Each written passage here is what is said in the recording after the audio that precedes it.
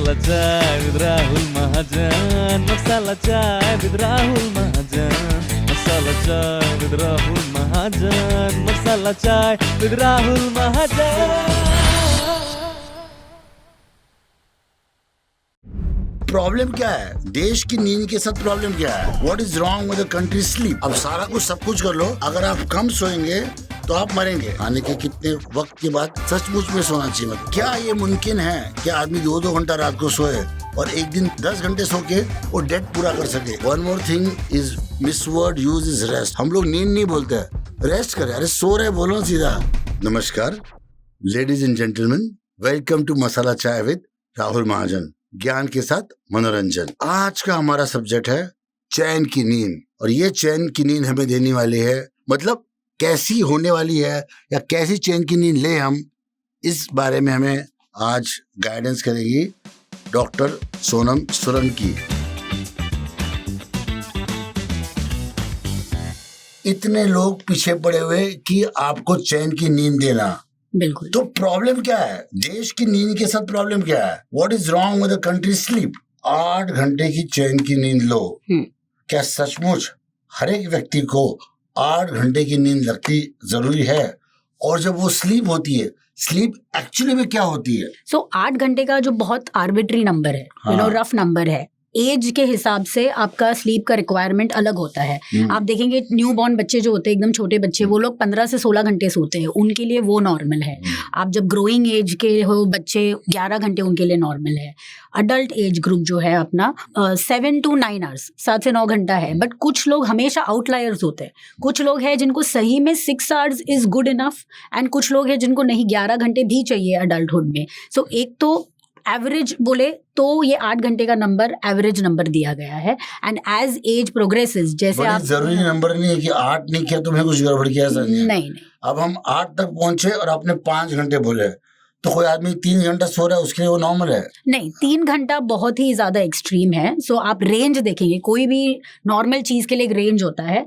So 7 to 9 hours normal adult के लिए है। उसमें 5% लोग होंगे जिनके लिए 6 भी नॉर्मल है, but 3 hours 4 hours is not normal, and वो स्लीप डिप्रिवेशन हो रहा है, उसको एडिक्वेट स्लीप नहीं मिल रहा है। वो खतरनाक हो सकता है। बिल्कुल। और दूसरी चीज है कि इसमें खाली नंबर इंपॉर्टेंट नहीं है कि आप 8 घंटे सोए, 10 घंटे सोए, राइट? स्लीप क्वालिटी इंपॉर्टेंट होता है, स्लीप पैटर्न होता है। बिकॉज हमको लगता है कि इंसान सोया, आंख बंद करके सोया हुआ है, डज नॉट मीन सोया हुआ है। तो आप मुझे स्टेप से बताइए कि देखिए, आप, मैं बैठा हूँ यहाँ और मैं अभी सोने जा रहा हूँ, तो मेरे में क्या क्या होने वाला है? राइट। सो नॉर्मली जो फिजियोलॉजी बोलते हैं हम, मतलब नॉर्मली क्या होना चाहिए, आप जब सोने जाते हो 15 से 20 मिनट में, अब यानी स्लीप ऑनसेट बोलते हैं हम मेडिकल टर्म्स में, 15 से 20 मिनट में नींद शुरू हो जानी चाहिए। फिर जब शुरू होती है उसके बाद स्लीप साइकिल्स चालू होते हैं, यानी आप गहरी नींद में जाते हो, इसको हम NREM स्लीप बोलते हैं, जो स्टेज 1 to 3 में आती है।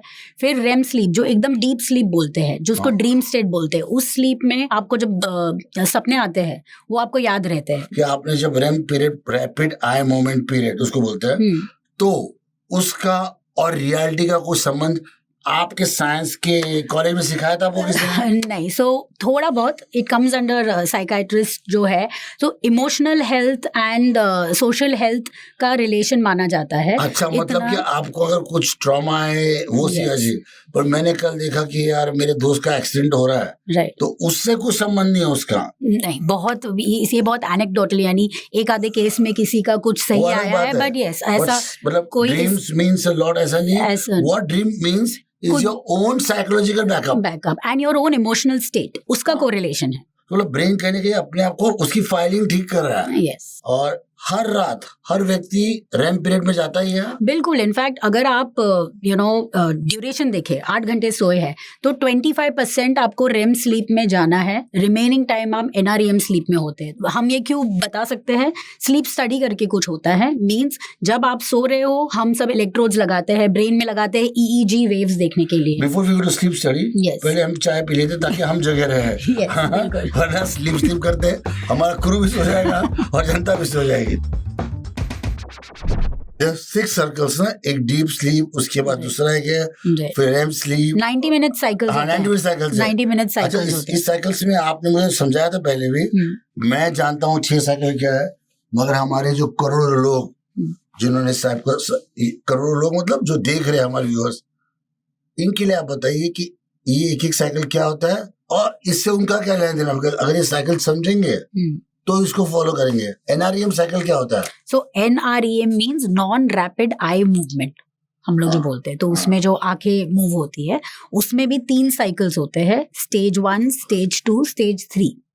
और 1 to 3 means going deep sleep में जाते हुए। तो 1 में आपका बॉडी जस्ट अबाउट रिलैक्स होने वाला है, यानी आप रिलैक्स्ड हो बट अराउजेबल हो, यानी आपको आवाज वगैरह आई तो उठ जाओगे। सेकेंड जो साइकिल है उसमें ब्रेन फिल्टर करता है कि कौन सी आवाज, यानी फॉर एग्जाम्पल अगर आपका घर ट्रेन स्टेशन के नजदीक में है, सो इनिशियली आपका घर if you are used to के आप आराम से सो रहे हो, आपको समझ में नहीं आएगा। बट जो ट्रेन स्टेशन के बाजू में ही रहता है वो ट्रेन की आवाज से उठेगा नहीं, क्योंकि उसके ब्रेन ने फिल्टर कर लिया है कि ये नॉर्मल है। सो ये जो फिल्टरिंग होता है वो टाइप 2 वाले में होता है। देन स्टेज 3 वो ऑलमोस्ट डीप स्लीप होता है, उसमें बॉडी का रिस्टोरेशन शुरू होता है। और फिर जो REM स्लीप है, रैपिड आई मूवमेंट स्लीप, उसमें जो brain is all constantly dreaming, but उसमें जो ड्रीम्स आते हैं वो आपको याद रहते हैं, REM स्लीप। और वो डीप स्लीप होती है और वो बहुत ही ज़्यादा ज़रूरी होती है।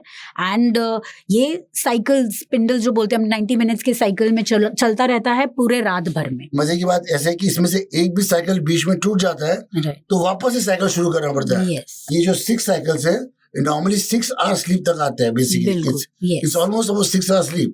तो इसमें सारी चीजें होनी चाहिए और वो आधे में भी रहेगी लास्ट साइकिल पे, तो वो फर्स्ट साइकिल से काउंट करेगा, तो आपकी नींद अनसक्सेसफुल है। सो डॉक्टर सोनम मुझे बताइए आप, अगर एक आदमी है जो कंपनी का CEO है और असली कहानी है, अब वो सुपर फूड खाता है, मतलब आप दुनिया के जो सुपर फूड खाता है, वो 2-4 घंटे जिम करता है, जो भी टाइम मतलब जितनी उसकी है, वो मेडिटेशन करता है, वो योगा करता है, वो रनिंग करता है, वो सब कुछ करता है, मगर वो सिर्फ 4 घंटे सोता है। तो क्या वो 100 साल जिएगा? नहीं। मतलब आप सारा कुछ अच्छा खा लो, आप सारा कुछ सब कुछ कर लो, अगर आप कम सोएंगे तो आप मरेंगे, जल्दी मरेंगे कंपेयर टू अदर पीपल। हमारे समाज में हम कहते हैं बेटा खाना ठीक से खा लो, बेटा पानी ठीक से पी लो, सांस तो अच्छे से ले लो। अभी बोले सांस, मैंने कभी नहीं सुना कहीं भी हमारे शास्त्रों तक किसी ने बोला है बेटा नींद तो अच्छी ले लो।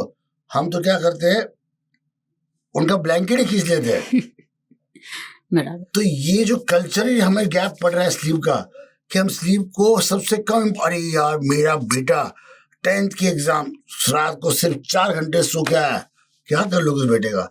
वो गलत ही सीखा है, 5 घंटे सीखना है, 4 घंटे सोना है। तो ये कितना इम्पोर्टेंट है कि स्लीप रहना, और ये बेसिक एजुकेशन, ये नहीं कि हम स्लीप स्टडी, ये सब कॉम्प्लेक्स एरिया है, मगर घर गृहिणी बच्चे नाना दादा दादी नाना नानी सब देख रहे हैं, इनको ये बताना है कि स्लीप कितनी जरूरी है। शायद नाना जी को 5 घंटे जरूरी शायद हो सकती है, वो उठ के सबको बोले उठ जाओ, सुबह तुम उठते नहीं हो, तुम चलो वॉक पे चलो।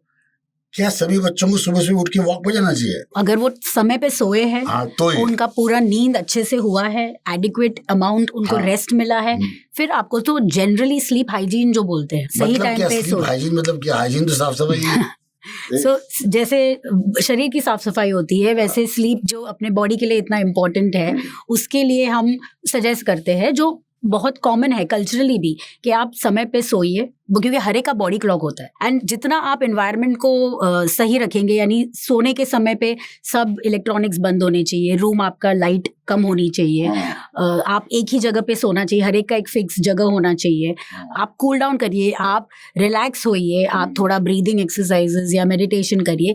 नॉर्मली इसकी ज़रूरत नहीं पड़ती थी पहले के ज़माने में। अभी हमारा इन्वायरमेंट में इतना हाइपर, यानी आप यूर चेकिंग ईमेल्स, जस्ट आप बेड पे आ रहे हो तब तक आप अपना काम कर रहे हैं, तो उस सेंस का कूल डाउन बहुत ज़्यादा ज़रूरी है अभी मेंटली, कि आप सब कुछ छोड़ दीजिए, you are preparing your body to relax. See you are not a psychologist, but मुझे क्वेश्चन आपको ये पूछना है, क्या बच्चों को और एडल्ट्स को मोबाइल इक्विपमेंट देना एक ड्रग्स देने की तरह ही है? बिल्कुल। सुन लीजिए आप, उसका कोई जितना हार्डकोर ड्रग्स जिसके लिए एनसीबी आती रहती है, तो एनसीबी ने भी अगली बार रेड जो करनी चाहिए वो मोबाइल फोन्स पे करनी चाहिए, क्योंकि वो तकलीफ दे रहे देश की प्रॉब्लम ड्रग्स नहीं, देश की प्रॉब्लम है mobile phone and screen time.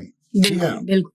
अच्छा, मैं एक बात लोगों को नहीं बताने वाला था, मैं बता रहा हूँ कि डॉक्टर सोनम मेरी स्लीप डॉक्टर है, तो मैं इन पे विश्वास रखता हूँ और ये मुझे ट्रीट कर रही, मेरी स्लीप काफी इम्प्रूव हुई है। मैं 3 घंटे सोता था, अभी मैं 7 घंटे सोता हूँ। She is a very good doctor. तो मुझे बताइए कि ये जो हम लोग सोते थे ऐसे Snoring. क्या उसकी वो नींद खराटे वाली और भुप जो एक्सलेशन वाली है, क्या वो सही नींद है? बिल्कुल नहीं, बिल्कुल नहीं, बिल्कुल नहीं। सुन लीजिए, बिल्कुल नहीं। आप समझाइए क्या होता है उसमें, ये जो खराटे वाले में। Snoring actually is a start. बहुत लोग खराटे ले सकते हैं, बट खराटों के साथ साथ काफी लोगों का ऑक्सीजन भी कम होता है नींद में। हाँ। और इसी को जो मैं शुरुआत में समझा रही थी, वो ब्रीदिंग रिलेटेड डिसऑर्डर होता है, यानी सांस रुक जाती है उनकी कुछ सेकंड के लिए, ऑक्सीजन ब्रेन में कम जाता है। क्यों सांस रुक जाती है? क्योंकि जो अपना टंग है यानी जीभ है, सोने के समय सब मसल्स रिलैक्स होते हैं गले के। कुछ लोगों की उल्टी जाती है, उल्टी होकर पूरे अपने जो पोस्टीरियर फेरेंजियल वॉल बोलते हैं, यानी पीछे का भाग है। बट यहाँ तो खुला ही है ना, यहाँ से जा ही रहा है। इससे मोटापन का कुछ संबंध है? यस, मोटापन, टॉन्सिल्स, बच्चों में एडेनॉइड और टॉन्सिल्स तो होता है।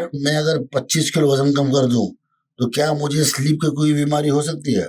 चांसेस कम है, जैसे वेट लॉस होता है। यू कैन नॉट से नो। अगर सिम्टम्स है तो हम डेफिनेटली पहले टेस्ट करेंगे, बट यस, अगर वेट कम है उसका चांस, प्रोबेबिलिटी कम हो जाता है, रिस्क फैक्टर कम हो जाता है कि आपका ऑक्सीजन कम हो सकता है। तो क्या ऐसे भी हो सकता है कि लोगों जब सो रहे हैं और उनकी टॉन्सिल हो रही है और उनका जो है बंद हो रहा है, हवा का गैप, मोटापे की वजह से, कोई वजह से, तो क्या उनकी मौत हो सकती है? नींद में मौत खाली ऑक्सीजन बंद होने की वजह बहुत सीवियर स्टेज में होगा। उसके पहले ऐसा स्टेज आएगा, उसके पहले वो दिन में नींद में रहेंगे, वो उठेंगे तब फ्रेश फील नहीं होगा, वो उनका ब्लड प्रेशर, डायबिटीज, दूसरी बीमारी आएगी उनको, और उनका रिस्क ऑफ हार्ट अटैक और स्ट्रोक ये इंक्रीज होता है। और नींद में ये एपिसोड होता है जिसकी वजह से डेथ होता है। इट्स नॉट जस्ट कि वो खराटे की वजह से मर गए हैं, बट उस खराटे की वजह से जो हार्ट अटैक आने का चांस है, स्ट्रोक आने का चांस है, उस मोमेंट पे वो इंक्रीज होता है। अच्छा, कुछ लोग मैंने देखे, मेरा एक दोस्त बोला ब्ला ब्ला ब्ला ब्ला ब्ला, बोला तुम्हारा पॉइंट बताओ, तो मैंने अपना पॉइंट शुरू किया, उसी वक्त गाड़ी में बैठे बैठे वो खराटे मारा था इन 1 सेकेंड। यस, फिर मैं आपसे अभी बात करूं, बताइए इस सवाल का जवाब क्या है। और मैं इतना फास्ट, ये बीमारी क्या है? यस, तो ये ही स्लीप एपनिया हो सकता है। तो स्लीप एपनिया क्या है, मतलब अगर हम हिंदी में समझाए तो? एपनिया मतलब सांस रुक जाना, और स्लीप मतलब नींद। तो नींद में जब सांस रुक जाती है उसको हम स्लीप एपनिया बोलते हैं। और ये एक बीमारी है। बिल्कुल, और इसमें भी माइल्ड, मॉडरेट, सिवियर होता है, यानी बहुत ज्यादा प्रमाण में है और बहुत कम प्रमाण में है। कम प्रमाण में है तो हम दूसरी चीजें ट्राई कर सकते हैं, एक्सरसाइज, जैसे आपने अभी बोला वेट लॉस करूँ तो ठीक हो जाएगा क्या, तो माइल्ड वगैरह होता है तो वी कैन ट्राई। बट अगर मॉडरेट टू सिवियर है, जो हमारा मेडिकल कैटेगराइजेशन होता है, अगर मॉडरेट टू सिवियर है तो हम तुरंत ही ट्रीटमेंट चालू करने को बोलते हैं। एंड आपने जो अभी डिस्क्राइब किया कि बैठे बैठे सो जाना, तो काफी एक्सीडेंट्स जो होते हैं, आप अगर रेट्रोस्पेक्ट में देखोगे, ड्राइवर सो गया था, जरूरी नहीं है खाली प्रीवियस नाइट सोया नहीं था इसकी वजह से एक्सीडेंट हुआ है, उस वक्त उसको एक डे टाइम स्लीपीनेस का एपिसोड होता है जिसकी वजह से। कराटे में कोई आदमी बैठे बैठे कैसे जा सकता है? मेरे को सोने के लिए 2 घंटे काम लगता है, but what is that narco sleep? कुछ उसका कुछ वर्ड है ना? नहीं, नार्कोलेप्सी अलग चीज है। और ये जो day time sleepiness, sleep apnoea की वजह से व्हाट हैपेंस कि आप 8 घंटे सो सकते हो, 10, इनफैक्ट ऐसे पेशेंट्स के घर वाले बोलते हैं कि ये लोग 10 घंटे सो रहे हैं, फिर भी उठेंगे तब बोलेंगे कि मुझे नींद ही नहीं आई है। क्यों? क्योंकि ये जो रेम स्लीप आपने बताया कि डीप स्लीप में जब आके फ्रेश होते हैं तो रिफ्रेशिंग स्लीप नहीं होती है, क्योंकि जो डीप स्लीप में जाना चाहिए ब्रेन ने वो नहीं जाता है। इसके लिए आप उठेंगे तो भी पेशेंट बोलेगा मुझे नींद नहीं आई। बिल्कुल, उनका रिजुविनेट ही नहीं हुआ है, उनको रिफ्रेश्ड हुआ ही नहीं। और मुझे बताइए, कुछ लोग हैं हमारे दोस्त और हमारे प्यारे प्यारे व्यूअर्स, ये सोचते हैं आज मैं 3 घंटा सोता हूँ, कल 4 घंटा में डीजे हूँ, पता नहीं, मेरे को तो बहुत तकलीफ होती है, कल परसों इतने घंटे सोता हूँ, और भाई वीकेंड पे ना मैं 10 घंटे सो के ये डेट है इसको पूरा कर सकता हूँ। क्या ये मुमकिन है कि आदमी 2-2 घंटा रात को सोए और एक दिन 12-10 घंटे सो के वो डेट पूरा कर सके? बिल्कुल नहीं। शुरुआत में आज अगर मैंने कोई भी कारण से कम सोई हूँ, हमारे साथ भी होता है, रात को कोई इमरजेंसी आ गई, मेरे को उठना पड़ा, मैं जा रही हूँ, and next day sleep deprivation होगा, यानी मैं फ्रेश नहीं रहूंगी, मेरा जो नेक्स्ट डे का काम है वो अफेक्ट होगा। बट आप कंटिन्यूसली इसको करेंगे, 1 बार 2 बार थोड़ा कॉम्पनसेट कर सकता है बॉडी, फिजियोलॉजी है। बट अगर ये रेगुलर पैटर्न है तो एक पॉइंट के बाद बाद बॉडी नहीं कॉम्पनसेट करेगा, और आप पूरा वीकली आप खाली 4 घंटा सो रहे हो। जैसा मैंने बोला कि डीप स्लीप के भी first half of the sleep and second half of the sleep में भी फर्क पड़ता है। तो वो जो 8 आवर्स का पूरा साइकिल है वो अगर नहीं मैच हो रहा है तो जो बॉडी में रिस्क फैक्टर्स है, डायबिटीज तैयार होने के, आपके वेट बढ़ने के चांसेस, ये सब रहते हैं अगर आप वीकेंड स्लीप को कॉम्पनसेट कर रहे हो तो। अच्छा, मैंने कहीं सुना था इंसान बिना ऑक्सीजन के कुछ सेकंड जिंदा रह सकता है, बिना पानी के कई दिन रह सकता है, बिना खाने के और कई दिन रह सकता है, मगर बिना नींद के आदमी 11वें दिन मर जाएगा। सिर्फ ऐसी दंत कथा है या इसमें कुछ सच्चाई भी है? नहीं, कंटिन्यूसली अगर कोई नहीं सो रहा है, वो 11 दिन कंटिन्यूसली नहीं सो रहा है तो वी कैन नॉट सर्वाइव। उसको जो रेगुलर बॉडी का साइकिल है 11 दिन मर जाएगा, बिना खा रहा है पी रहा है सब कुछ कर रहा है, मर जाएगा। जितना हम खाने की जरूरत है, जितना पानी की जरूरत है, हवा की जरूरत है, सिमिलरली नींद की भी उतनी ही जरूरत है, क्योंकि जो भी बॉडी के फंक्शन है, आपने जो खाया है, आप जो पढ़ रहे, मेमोरी कंसोलिडेट कर रहे, बॉडी के इम्यून सिस्टम है, सब कुछ उसका आधा काम नींद में होता है। दिन भर में जो काम होता है, नींद मतलब क्या है कि हम गाड़ी की बैटरी चार्ज कर रहे हैं, रिचार्ज कर, अब क्या रिचार्ज नहीं किया और चार्ज चले गया तो कहाँ से रिचार्ज करेंगे? exactly. तो बॉडी है ना, इसका तो कोई यूएसबी प्लग नहीं है, लाइक यूएसबी प्लग समवेयर है, उससे मैं जिंदगी तो चार्ज नहीं कर सकता। तो ये याद रखिए भाई और बहनों, इनकी तरफ से मैं बोल रहा हूँ कि नींद बहुत बहुत जरूरी है। बच्चों को मत डांटिए सोने के लिए, बुजुर्गों को भी सोने दीजिए। अगर आप चाहते हैं आपके निकटवर्ती, आपके प्रिय बच्चे, जवान लंबी उम्र जिए, तो उनको है जरूरत नींद की। अब मुझे बताइए कि सप्लीमेंट्स, मेलाटोनिन, दवाइयाँ, ये कहाँ तक स्लीप को इफेक्ट करती है और कहाँ तक हार्म करती है? हर एक का स्पेसिफिक इंडिकेशन है मेडिकली। मेलाटोनिन हम खाली जो शिफ्ट वर्कर्स है या जो लोग ट्रैवल कर रहे हैं, जेट लैग, उसके लिए अप्रूव्ड होता है और उसके लिए हम स्पेसिफिकली प्रिस्क्राइब करते हैं कैसे लेना चाहिए। Sleep pills, sleeping pills, clearly अगर किसी को डायग्नोज्ड इंसोम्नियाज है उसी को हम देते हैं, बिकॉज खाली नींद आना ज़रूरी नहीं है। ये जो मेडिसिन्स है समटाइम्स डिपेंडेंट होते हैं, उसकी वजह से दूसरे स्लीप साइकिल्स भी अफेक्ट करते हैं, तो खाली मेडिकली इंडिकेटेड है उसी में स्लीपिंग पिल्स ज़रूरी है।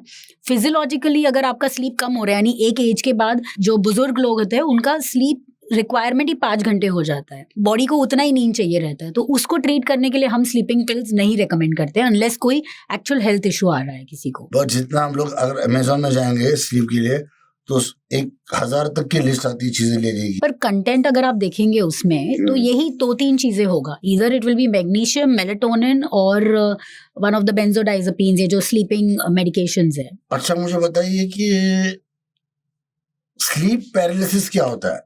Okay, so sleep paralysis it's a very interesting thing कि जब आप एक साइकिल से दूसरे साइकिल में जा रहे हैं, deep sleep, I mean NREM, REM, so the brain switches, आपका you come out, body wakes up, body, so brain wakes up and body doesn't wake up. मैंने आपको बताया था कुछ दिन पहले क्या हुआ था ना, कि मैं अपने बेडरूम में सो रहा था और मेरी body wanted to go in sleep, पर मैं अपनी उंगली भी हिला नहीं पा रहा था। तो मैं अपनी माँ के नाम से आवाज लगा रहा था। It took 15, I don't know कितना, 15-20 मिनट, 5 सेकंड टाइम लगा और मेरी बॉडी बिल्कुल नहीं हिल रही थी। तो क्या वो स्लीप पैरालिसिस है? वो ब्रेन जग जाता है, बॉडी नहीं जग जाती है, बिकॉज स्लीप बाय डिफॉल्ट जब आप सोते हो बॉडी पूरा रिलैक्स हो जाता है, आप पैरालाइज हो जाता है, आप मूव नहीं कर पाते, लोगों को पता ही नहीं कि पैरालाइज होता है। तो ब्रेन उठ जाता है पर बॉडी नहीं उठ जाती। जो नाइटमेयर्स कितनी बार लोग डिस्क्राइब करते हैं, उस वक्त यू विल फील लाइक, काफी लोग जो रिपोर्ट करते हैं supernatural activity, paranormal activity, they feel, they experience that like that, but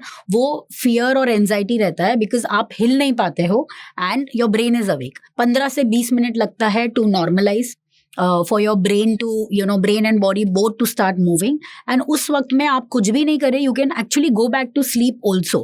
पर हाँ, ये अगर बार बार हो रहा है then you should reach out to a doctor, whether it's a part of any other sleep disorder. मुझे बताइए, मेरे स्लीप के लिए या हमारे दर्शकों के स्लीप के लिए स्लीप मॉनिटर कैसे करें?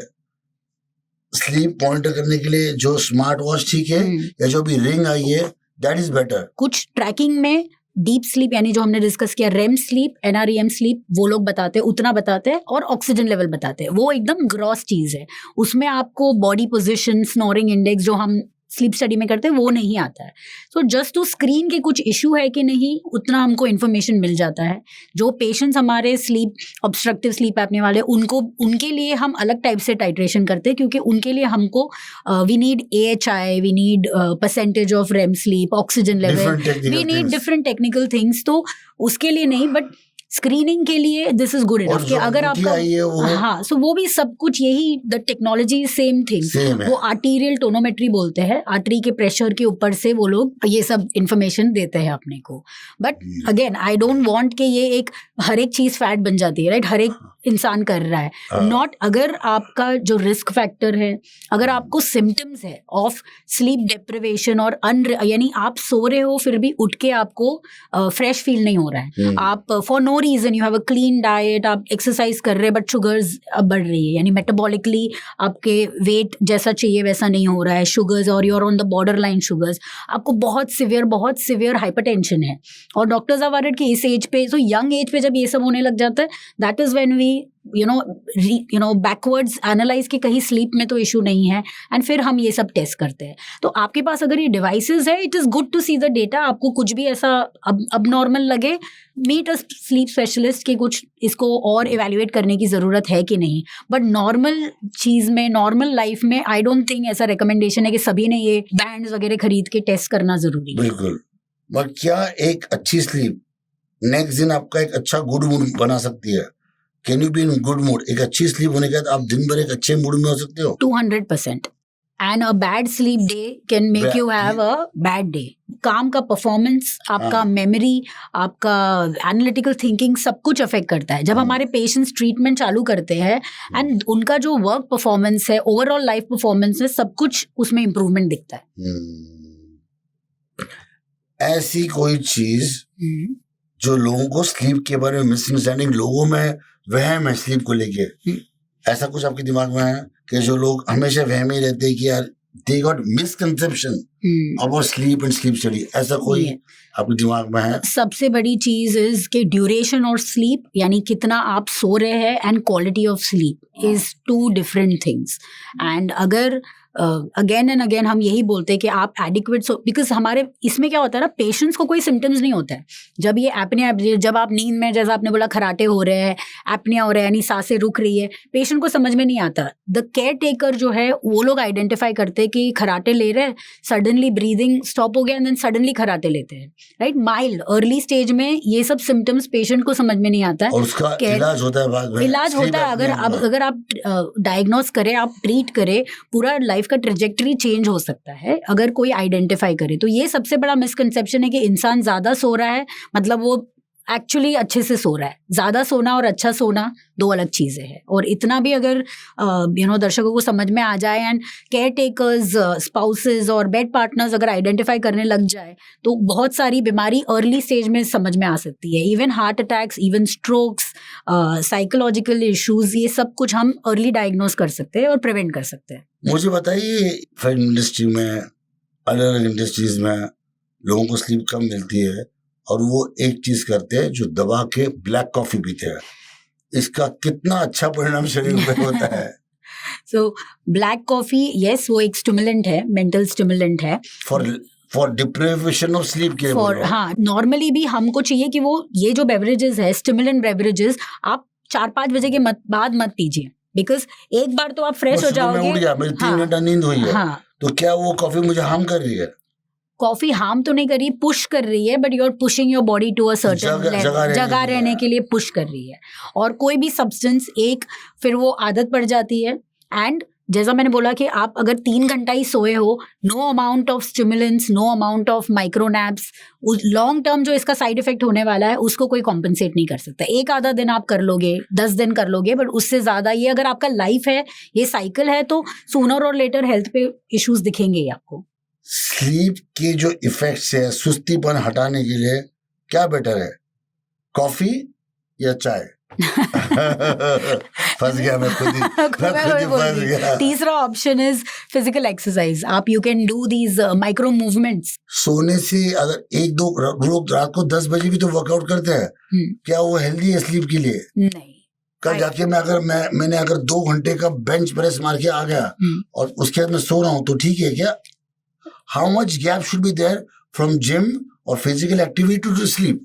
सो एनीथिंग, जैसा मैंने बोला, बॉडी को तैयार करना है कूल डाउन के लिए, तो प्रेफरेबल जिम्स वगैरह सब कुछ फर्स्ट हाफ में होना चाहिए. अगर आप कर भी रहे हैं तो 3 से 4 घंटे आप थोड़ा सा गैप रखिए, so that you can cool down. And let meals, right, खाना आप जो खा रहे हैं, राइट. देखो, ये अपने देश का क्या बोलते हैं, एक पद्धति है, खाना खाओ और सो जाओ उसी वक्त.